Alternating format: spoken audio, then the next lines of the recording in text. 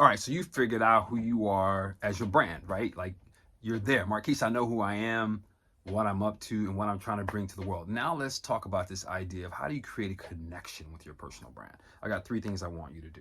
Number one, I want you to define your personal brand message clearly. Now, what I mean by that is you know who you are, but that doesn't mean your audience knows who you are. And if you're not able to clearly articulate that, then it doesn't matter. It doesn't matter. It's just you and this idea. So your ability to tell people what you do matters. Some people call it an elevator pitch, which I have no problem with, but I'm more in the world around, can you just communicate it, right? An elevator pitch, there's nothing wrong with it. Let's start with that. Let's start with an elevator pitch. It can be something like, so you know how this problem exists on the planet. Well, what I do to solve it is XYZ, right? Try that out. What would you say? What is the problem that you've identified that your solution of who you are to the planet is going to bring? How you gonna do that? How you gonna do that? How you gonna do that? How you gonna do that? For me, I'll give you one. I used to say, well, you know how there's a lot of frustration in the world and people don't get along very well. Well, what I do is I help build bridges between God and man, and man and man, and man and his vision. Now, why would I say that? Well, because I wanted people to try to understand that's what I do. I'm a bridge builder. That's cool. There's nothing wrong with it. But another smooth way of saying that in a way that can add value, not just articulating who I am, but that can add value to someone else would be to say, I help make relationships better for people so that the quality of their life enhances and they show up in every area.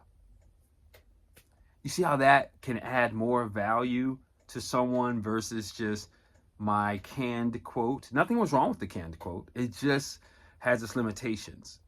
So when you talk to people, you're going to have to determine how do you want to introduce yourself and what you do, or better yet, who you are. What's the value you bring to the table?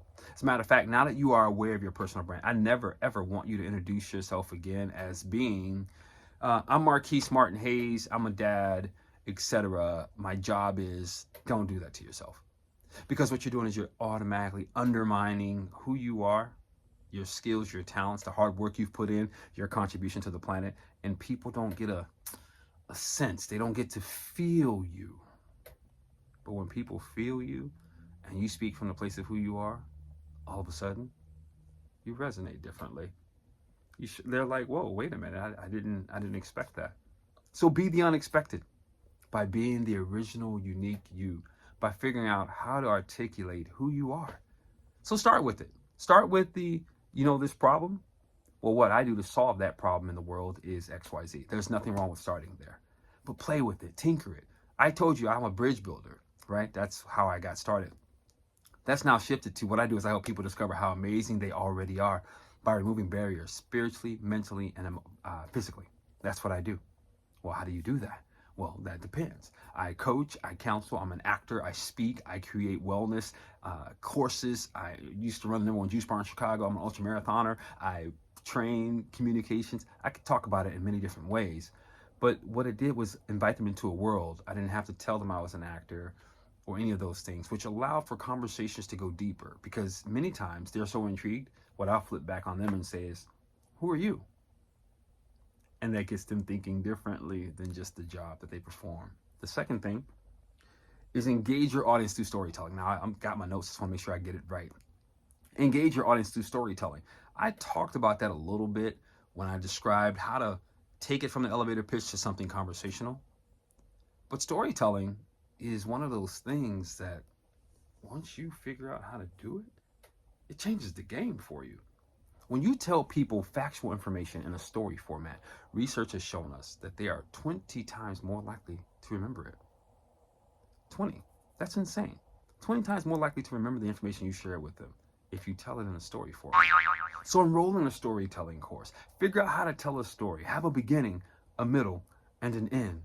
What do you like about your favorite film? What's the background? What gets the movie going? What's all the good stuff in between? What was the point of the movie? What do you want your people to walk away with?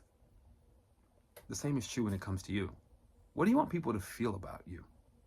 You don't need to tell them your whole background story because if you do, they'll get lost in it and they might find you boring. Or it might even sound like the sad story.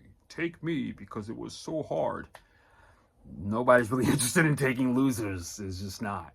And when you were losing, say you were losing, but then you did, because that shows initiative, that shows action, that shows leadership. Step into what you did. So give it its due justice, talk about it, but then leave it alone and step into what you did. Invite them into the world of how you began to grow and how you expanded, and now the success that you have, and go a step further into the vision you want to create. Because where there's vision, people want to jump on board and hang out with you. That's what you're doing. You're creating space by just showing up as you. You're always more than enough. Yeah, you're still growing. Yeah, you're still expanding. But if you come from an authentic place of who you are, they can't resist you, baby. And that's called winning. The last area I want to touch on is foster a community that resonates with your brand. What do you mean foster a community? Well, that means you got some work to do. That means put yourself out there. Start sharing your gifts and talents in a way that people can benefit from it. Sometimes that might mean free. That's okay. Freemium is everything. Most things people can look up on the internet to figure out how to do anyway. So why not offer your services free? Let them get a taste of who you are and want to pay you. The funny thing is, I've been doing some coaching calls here recently, as about 38 to 40 people that are all like business owners, successful in their craft, etc. I've been doing these clarity calls, and several of them, after the clarity call finished, which by the way was free, complimentary, we're all exchanging services, we're like, hey man, I feel like I should pull out my checkbook. I want to give to you because you've helped me come alive.